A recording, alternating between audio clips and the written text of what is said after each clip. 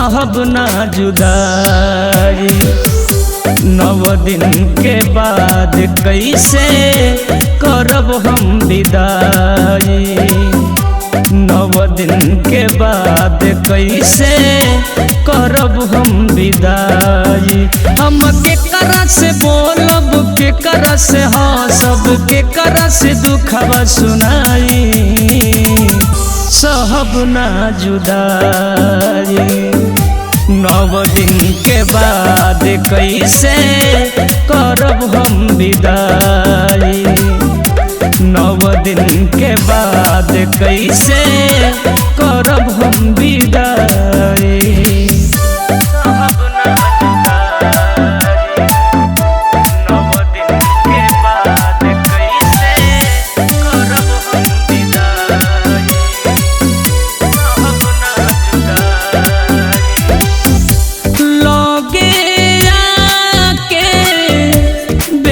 के हंसा के तू चली गईबू, बेटा के रुआ के।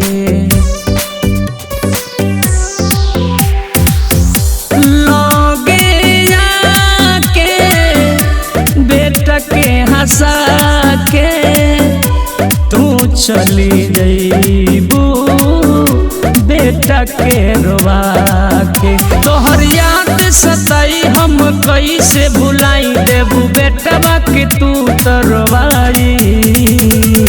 सहब ना जुदाई। 9 दिन के बाद कैसे करब हम विदाई। 9 दिन के बाद कैसे करब हम विदाई।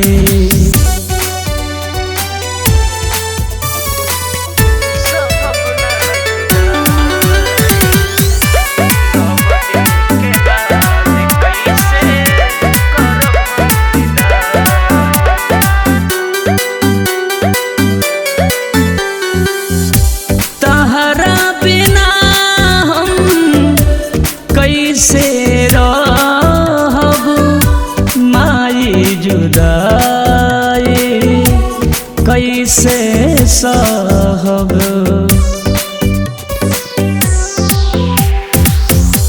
तहरा बिना हम कैसे रहब माई जुदाई, कैसे सहब। चरण लागल बाटे आस मुनिलाल करले विश्वास, तुलसी सह नहीं पई है जुदाई। सहब ना जुदाई। 9 दिन के बाद कैसे करब हम विदाई। 9 दिन के बाद कैसे